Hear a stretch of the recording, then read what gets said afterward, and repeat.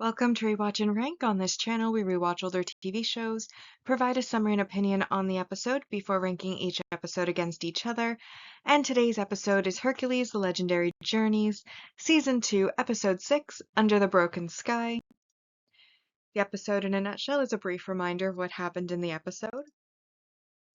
So the episode begins with a club scene of a dancer named Lucina dancing in a bar club.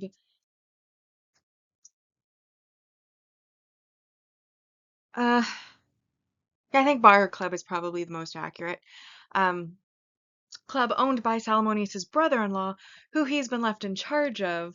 And then Hercules comes in, takes Salomonius aside, and is like, "Do you realize what kind of business you are currently in? I am quite disappointed in you." And Salomonius is like, "Hear me out. It's my brother-in-law's. I'm just looking after it for him, keeping everything above board." And anyways, we then see outside a man named Atticus is attacked by some thugs who then run off. Lucina is propositioned by Pilate, who is the leader of the local thugs, and basically Hercules finds Atticus the next day and offers him help and leaves him in Salomonius's care while he then goes to get his money back, which puts him on Pilate's radar. Pilate, of course, realizes he cannot win, so he puts out a call to mercenaries. Meanwhile, some of them go to get some protection fees from Salmonius, while Atticus goes to try to find Lucina, having heard Salmonius note that one of their best dancers is named Lucina. Atticus, of course, is rebuffed by guards that were put by Pilate in front of Lucina's door. Salmonius is attacked. Hercules wins, which again means that Pilate won't attack until all of his mercenaries are there. We see all the mercenaries arriving, while Hercules brings Lucina and Atticus together, having managed to defeat the guards to get into her room. She comes to visit Atticus, but is still questioning because they were married and they had 2 children.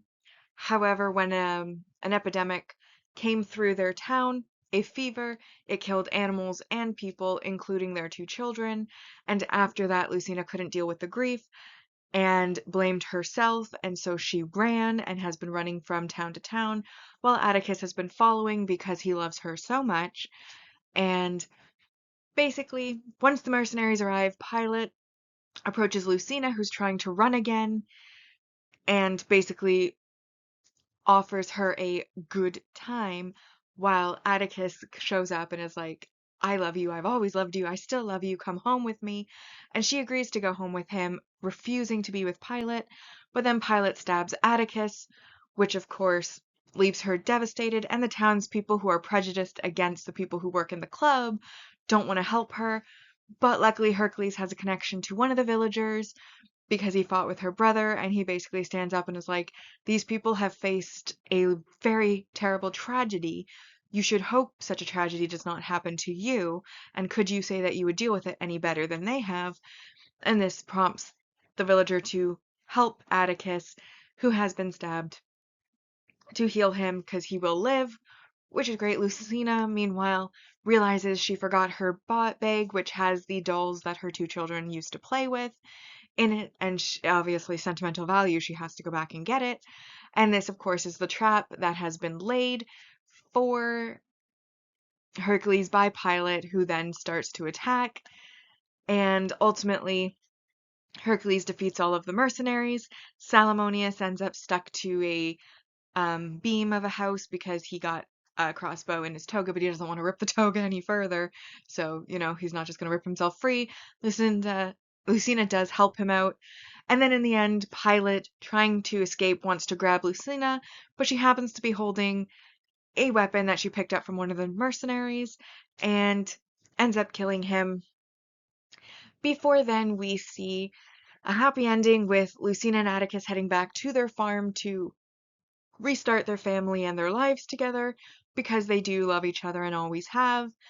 And Salomonius has given up his brother-in-law's pleasure palace for a senior center and pitches to two of the former workers a game called Bongo, um, modeled after Bingo. And that's essentially what happens in this episode. So now that we've been reminded about what happened in the episode, we'll now rank the episode, first on the mostly objective list, followed by the personal list. And we have our single episode supporting character introduction, which is Lucina, Atticus, and Pilate. And that's worth 3 points. Then we have the multi-episode supporting character introduction, and this is Heliotrope and Micah, and they're just a couple of the dancer girls who work there, but they do recur in a later episode this season, so technically multi-episode. However, I did count them together because they are a duo, and every scene that had them in, they pretty much were together. So that's just worth 2 points. And then we have the multi-season supporting character development, which is the fact that Salomonius has a brother-in-law and therefore has a sister, which we didn't know about before. So interesting little void for that character. Followed by the successful emotional impact, which is... So their story was tragic. Atticus and Lucina, they got married out of love. They had 2 beautiful children. Those children were taken by fever. She ran. He's followed her all this way. And then finally they get the opportunity to be together. She's chosen him, and then he ends up stabbed. And for a moment they try to trick us into him dying. And because this is, well, honestly, this is a show where you probably knew he wasn't going to fully be dead. I mean, they did bring Lila back just the other episode, who was actually dead. But either way, like, for a moment there, it looks like he's gone. And it feels really sad because it's just like tragedy on tragedy. And this one witnessed, and Atticus is a nice guy, so it makes you feel like, oh no, this good person has just been killed by these like evil people. But then he ends up living because he is able to be healed, and they get their happy ending, and that's great. But for that moment when you thought he was dead, and then there was this additional tragedy on top of everything, and because he was such a likable character, oh, I did feel a little bit sad at the time. And because it got an emotional rise out of me, I consider that a successful emotional impact, and therefore that's another 3 points. But there is a negative. And that negative, of course, is the general thuggery that occurs. Obviously, the disrespect to the dancers who are not being offered the chance to consent to things, the protection fees that they're trying to get, the hiring of mercenaries to kill Hercules, who's trying to stop them, the general thuggery of stealing on the streets. Basically, they're a thuggish gang that are being thugs, and all the thuggery is bad, minus 2 points. That does make this a 9 out of 10 episode. And with it being a 9 out of 10, it brings our list to, in first, The King of Thieves, What's in a Name. This episode comes in third, Under the Broken Sky, Outcasts, Siege at Naxos, and All That Glitters. Now, my personal ranking, and honestly, I've never been so in sync with an objective for a series, I don't think. Apart from like the first 2 slots, I'm pretty much right in line with the objective ranking. But I really liked this episode. I thought, 1, it did have a successful emotional impact. 2, Salomonius always is a good time. Very comedic, and in this case, running this type of business is not necessarily him, but it's his brother-in-law's. He even had like Micah and Heliotrope were kind of his comedic accessories, accessories to his comedy, assistants to his comedy. Basically, they helped him be even funnier, is what I'm trying to say. And then, of course, there was the tragic story, the love story going through, and then you got the action with all the thuggery happening. And then in the end, because the town was going downhill due to the presence of this club, it being shut down and turned into a senior center. Cherry on top, though, Salomonius has to go find his brother-in-law, who's apparently vacationing in Athens, and tell him, hey, while you were gone and I was put in charge, your business got shut down and is now a senior center. Which I think will be a great conversation, and I wish we had gotten to see it, but that would have meant hiring another actor. I also find, and not just in this episode, but in quite a few episodes I've noticed recently, there seems to be pretty big upsurge in near misses of the family jewels for Hercules, and in the case of like the thugs and other people, a rise in the number of hits to the family jewels, which I find somewhat hilarious actually. Either way, I didn't think that there was anything like really majorly negative about this episode, and I did enjoy it. Is it my favorite episode I've ever seen? No, but I didn't have much negative to say or think about it, which is why I did decide ultimately to give it an 8 out of 10 because,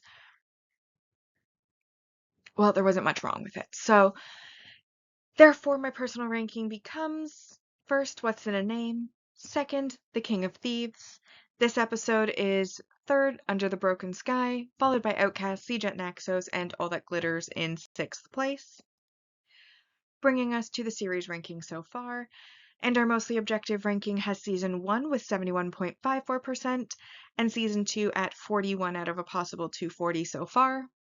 Personal ranking side, we had season 1 at 73.85% and season 2 so far has a 42 out of a possible 240, which again is really close between what I think of it personally and what it is objectively, which, like I said, it's rare for me to be this aligned.